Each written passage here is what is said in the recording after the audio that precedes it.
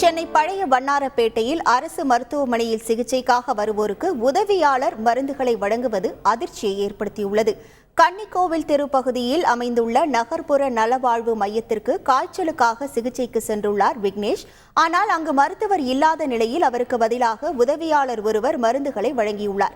இதுகுறித்து விளவிய போது நோயாளிகளுக்கு மாத்திரைகளை வழங்க தாம் அனுமதிக்கப்பட்டுள்ளதாகவும் தாம் ஒரு அரசியல் கட்சி பிரமுகர் என மிரட்டும் தொனியில் கூறி பகீர் கிளப்பியுள்ளார்.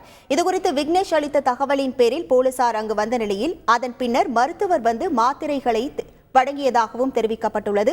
இதுபோன்ற நடவடிக்கைகளை அரசு கடுமையாக தண்டிக்க வேண்டும் என பாதிக்கப்பட்டவர் கோரிக்கை விடுத்துள்ளார்.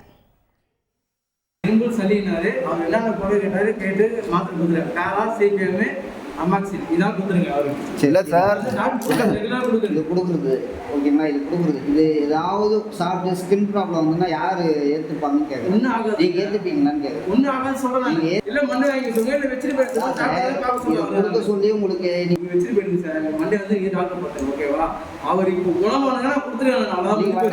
ஓஏவா வேலை செய்றீங்க. ஓஏ வந்து இது கொடுக்கலாம். ஓஏ கொடுக்கலாமா? பெர்மிஷன் கொடுத்துருக்காரு. ஆனா வந்தா சிபிஎம் காரா கொடுன்னு சொல்லியிருக்காரு. ஓகேவா? இருமல் சரி வந்து சிபிஎம் காரா கொடுன்னு சொல்லியிருக்காரு. இந்த எங்கன்னா காட்ட சொல்லுங்க. ஏதாவது பிரச்சனை தான் என்கிட்ட கேட்க சொல்லுங்க. இல்ல சார், நீங்க கொடுங்க. நான் செத்ததுக்கு அப்புறம் யார்ட்ட வந்து கேக்குறது? ஏதோ ஆயிட்டேன் நான். யார் வந்து கேக்குறது? பார்க்க வந்ததே டாக்டர் தான். இது ஹாஸ்பிட்டல் தானே? இது டாக்டர் இல்லங்க.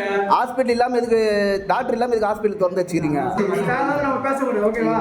நம்ம எல்லாம் பார்த்து வந்து உட்கார்ந்து எல்லாரையும் பாத்துக்கிறீங்களா? சரி சரி சரி சரி. செய்திகளை உடனுக்குடன் தெரிந்து கொள்ள உடனே சப்ஸ்கிரைப் பண்ணுங்க.